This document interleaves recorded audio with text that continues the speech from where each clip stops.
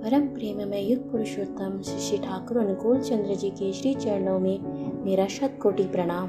सभी को मेरा आंतरिक तथा आनंदित जय गुरु। सब कुछ त्याग कर संन्यास लेने से या दिन भर माला जपने से भगवान नहीं मिलते। जब तक आप अपनी प्रवृत्तियों को संयम नहीं कर पाएंगे तब तक दुख भोगते रहेंगे। ठाकुर जी ने कहा है, प्याज लहसुन मादक छोड़। क्यों कहा है हम से विस्तार में जानते हैं। अपने आहार विहार व्यवहार को अच्छा बनाने का प्रयोजन है सबके साथ वैसा ही व्यवहार करें जिसकी अपेक्षा आप दूसरों से करते हैं। आपको सोचना चाहिए कि आपकी किसी भी क्रिया के फल स्वरूप किसी को कोई कष्ट तो नहीं पहुंचेगा, किसी को कोई हानि तो नहीं हो रही है। अपने प्रवृत्ति में जागरूकता की पहचान है आहार विहार। आहार अर्थात भोजन शरीर के लिए जरूरी है। हमारे शरीर में जो बल है वह अन्न से ही आता है। भोजन नहीं मिले तो शरीर नहीं होगा और यह जीवन भी नहीं होगा। हम जीने के लिए खाते हैं या खाने के लिए जीते हैं, इसे समझना बहुत ही आवश्यक है। भोजन सब करते हैं परंतु सबके उद्देश्य अलग अलग होते हैं। साधारणतः 3 उद्देश्य दिखाई पड़ते हैं। पहला, स्वाद के लिए खाना, जीवा के लिए खाना। ऋषि मुनि कहते हैं स्वाद के लिए नहीं खाना चाहिए अपितु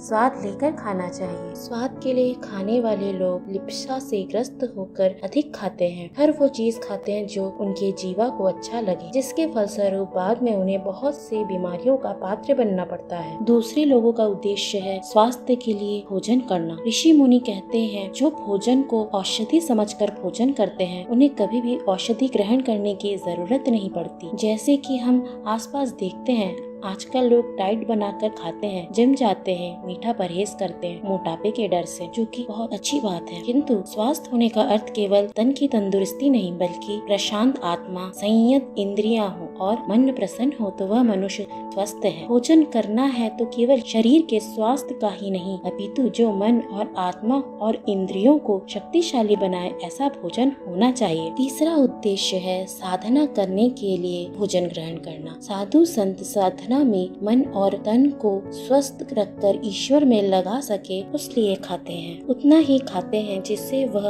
अपने मन को शांत रखकर इंद्रियों में संयम बनाकर ईश्वर का भजन कर सके। भोगी स्वाद के लिए खाता है, रोगी स्वास्थ्य के लिए खाता है और योगी साधना के लिए खाता है। यह भारत वर्ष में बहुत प्राचीन काल से सुनते हैं हम कि हमारे जीवन का हमारे मन और तन दोनों से संबंध है। अब वैज्ञानिकों ने भी यह प्रयोग करके सिद्ध कर दिया है। हम जैसा भोजन करते हैं हमारे मन मस्तिष्क पर उसका वैसा ही प्रभाव पड़ता है। अमेरिका में एक प्रयोग किया गया था जिसमें अपराधियों को अलग अलग समूह में बांटकर अलग अलग प्रकार के भोजन कराए गए थे। पहले 10 को दूध दिया गया था तथा दूसरे 10 लोगों के समूह को शाकाहारी भोजन तथा तीसरे 10 लोगों के समूह को मांसाहारी तथा शराब दिया गया था। परिणाम चौंकाने वाले थे। जिन्हें दूध दिया गया था उनकी 6 महीने में भावधारा बदल गई। उन्हें अपराध बोध होने लगा, आत्मग्लानि हुई। जिन्हें शाकाहारी दिया गया उन्हें 1 साल लगा,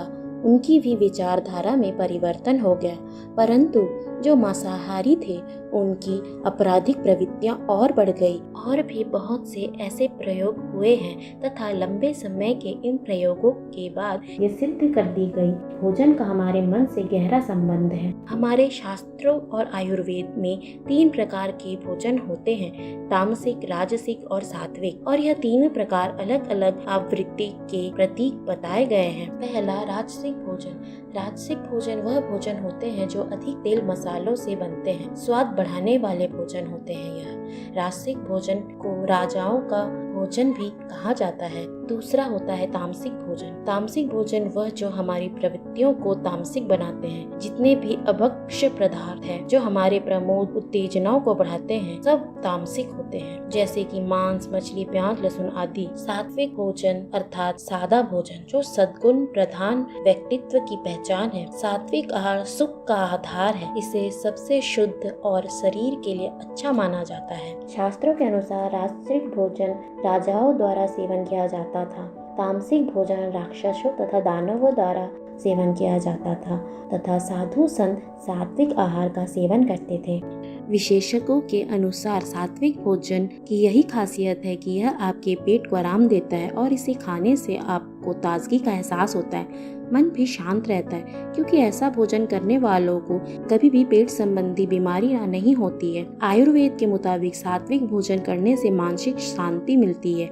इससे न सिर्फ शरीर की थकान दूर होती है, बल्कि व्यक्ति को शांति और खुशी का भी एहसास होता है। तामसिक भोजन करने से शरीर में सुस्ती आती है और व्यक्ति को किसी काम में मन नहीं लगता। सनातन शास्त्र में सभी महापुरुषों ने, ऋषि मुनियों ने प्याज लहसुन खाने से मना किया है, क्योंकि सनातन धर्म में सात्विक आहार करने की बात कही गई है, जिससे हम अपनी प्रवृत्तियों को संयम में रख सकें।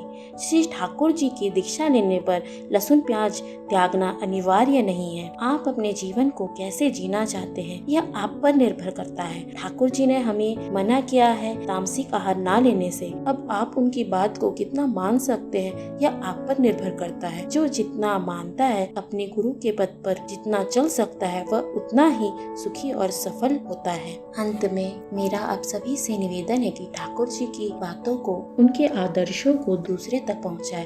इस वीडियो को दूसरों को शेयर करें तथा अपने साथ दूसरों का भी मंगल करें। मैं सभी की मंगल कामना उनके श्री चरणों में करती हूँ। सभी स्वस्थ रहे, खुश रहे, परम पिता आप सबका मंगल करे। जय गुरु।